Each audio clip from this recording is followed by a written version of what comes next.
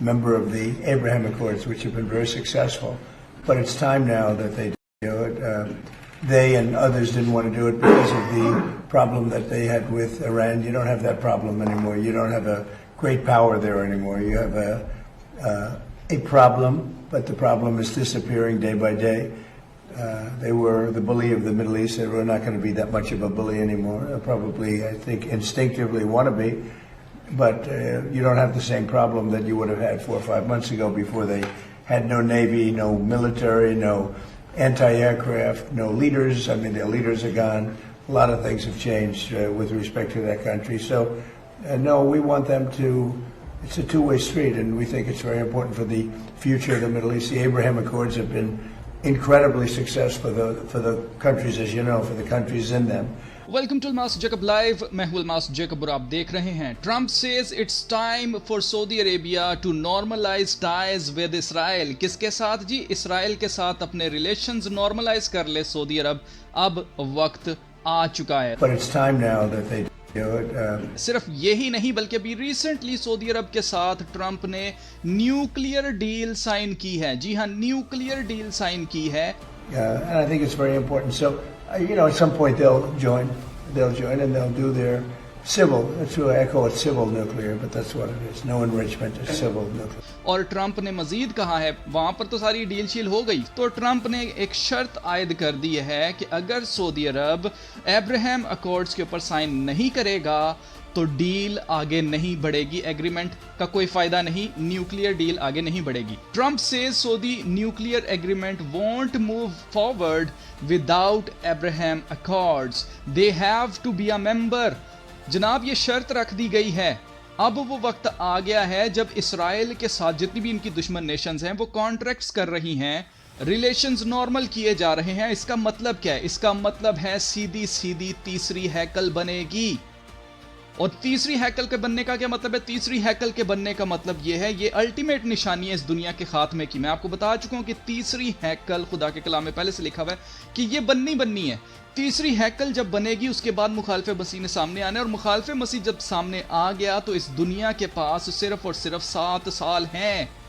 ये इतना important step अभी लिया जा रहा है जो मैं आपको बताना चाहता हूं कि इससे आगे होना क्या। बेसिकली अगर सऊदी अरब ने ट्रंप के प्रेशर में आके या अमेरिका के प्रेशर में आके अब्राहम अकॉर्ड्स के ऊपर साइन किए तो पाकिस्तान को भी अब्राहम अकॉर्ड्स के ऊपर साइन करने पड़ेंगे।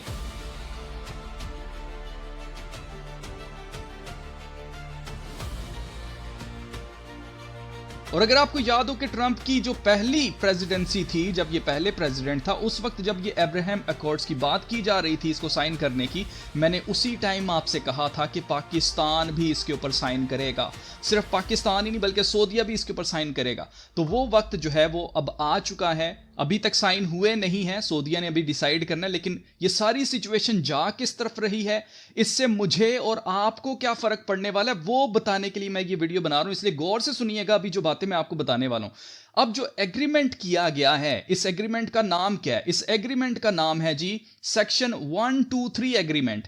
123 एग्रीमेंट क्या है? 123 एग्रीमेंट एक लीगल फ्रेमवर्क है under the US department of state that governs peaceful civilian nuclear cooperation and technology transfers between the United States and a foreign partner, जिसका सीधा सीधा मतलब ये, और ये सिर्फ सऊदीया के साथ 123 एग्रीमेंट साइन नहीं किया गया, और भी जिन मुल्कों के साथ न्यूक्लियर पार्टनरशिप अमेरिका ने की है उन्होंने भी 123 एग्रीमेंट साइन किया है। 123 एग्रीमेंट होता क्या है? ये बेसिकली 30 साल के लिए एक एग्रीमेंट किया जाता है कि अगले 30 साल के अंदर अमेरिका उस मुल्क के अंदर अपनी टेक्नोलॉजी, न्यूक्लियर टेक्नोलॉजी देगा ताकि वो जो गवर्नमेंट है वहां पर सिविलियन न्यूक्लियर पावर बनाए। जिसका मतलब क्या है? पावर प्लांट्स लगेंगे और एनर्जी बनाई जाएगी, बिजली बनाई जाएगी।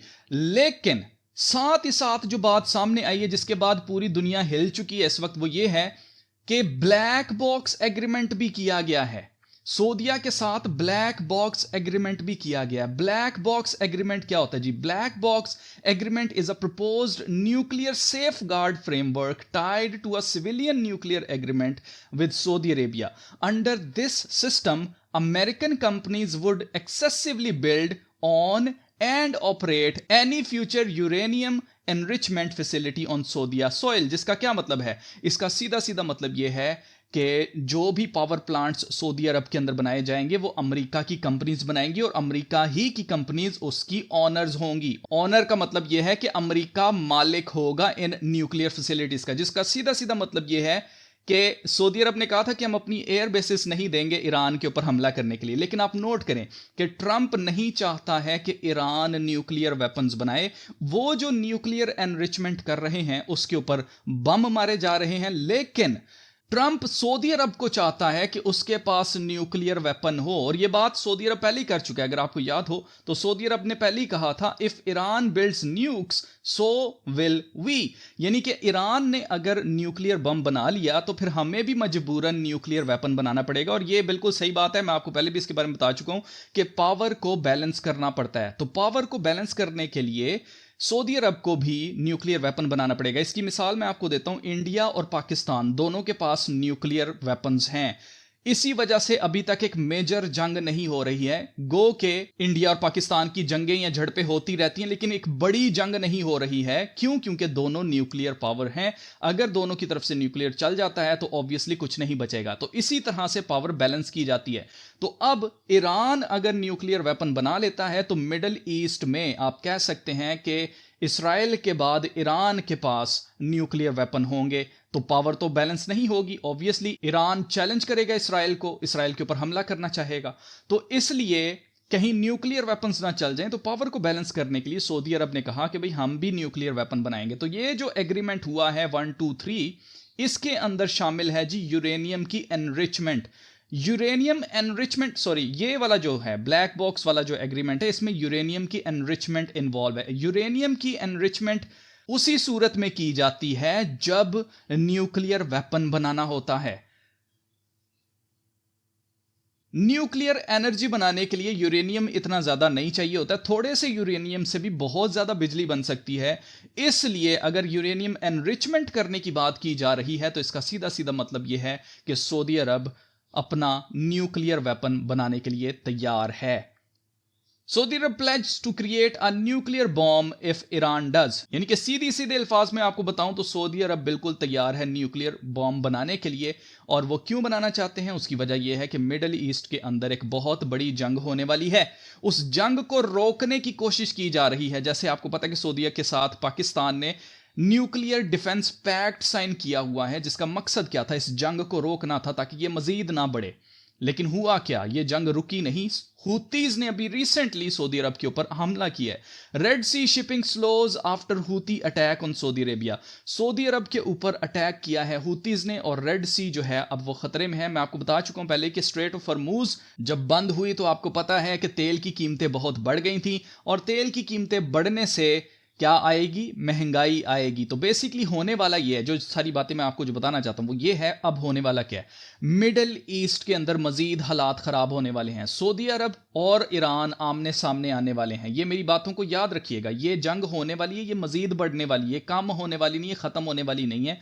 ये जंग मजीद बढ़ने वाली है और पाकिस्तान को इसके अंदर मजीद ड्रैग किया जाएगा। जी हां, पाकिस्तान ने डिफेंस पैक्ट साइन किया है सऊदी अरब के साथ। अगर सऊदी अरब के ऊपर हमला करती है, कोई भी नेशन करती है, फिर चाहे वो अगर अमेरिका भी हमला करती है, तो पाकिस्तान को अपने इस एग्रीमेंट के तहत सऊदी अरब के डिफेंस के लिए अपनी फौज भेजनी पड़ेगी। तो पाकिस्तान ने यह सोचा था कि शायद अमन हो जाएगा, लेकिन अमन होने के बजाय ये मजीद अब खुद पाकिस्तान इस जंग में ड्रैग किया जाएगा।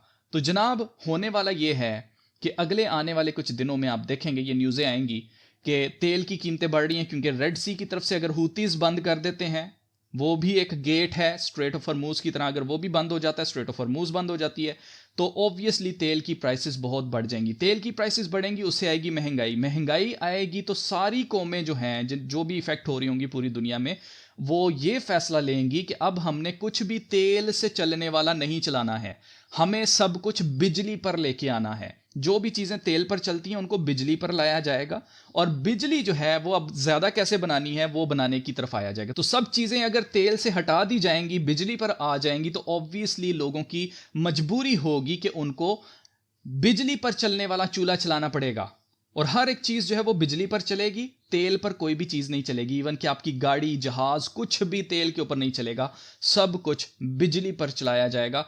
और बिजली पर जब ये सब कुछ चलेगा तो ऑब्वियसली एक दफा लोग इलेक्ट्रिक हो गए, इलेक्ट्रिक गाड़ियां ले ली, ये सारा कुछ अगर इलेक्ट्रिक हो गया तो उसके बाद ये सब कुछ स्मार्ट भी हो जाएगा।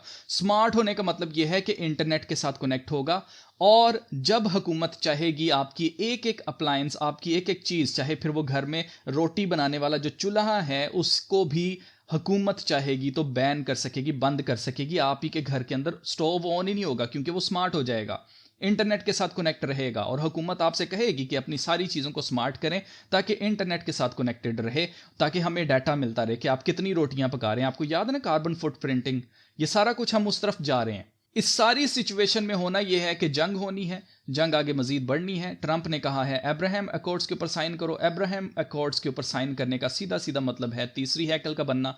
तीसरी हैकल एक दफ़ा बन गई तो मुखालफ मसीह ने सामने आना है। तो ये सब कुछ जो है ले देकर इस दुनिया के खात्मे की तरफ हम तेज़ी से बढ़ते जा रहे हैं। वक्त नज़दीक आ चुका है अजीज़ों, यीशु मसीह जल्द वापस आने वाले हैं। अगर अभी तक आप यीशु मसीह को नहीं जानते हैं कि यीशु मसीह कौन है, उन्होंने हमारे लिए क्या किया है, और सिर्फ यीशु मसीह ही वापस क्यों आ रहे हैं, कोई और क्यों नहीं आ रहा, तो ये वो वक्त है कि आप इंटरनेट के ऊपर अपना टाइम वेस्ट ना करें, यीशु मसीह के बारे में जानें। आपको बहुत इंफॉर्मेशन मिल जाएगी कि कैसे वो हमारा निजात दहिंदा है, और उसके बगैर, उसके वसीले के बगैर कोई भी खुदा की बादशाहत में दाखिल नहीं हो सकता। इसलिए बहुत ज़रूरी है, अगर आपको अपनी ज़िंदगी की थोड़ी सी भी फिक्र है तो यीशु मसीह के बारे में जानें, इससे पहले कि निजात का दरवाज़ा बंद हो जाए।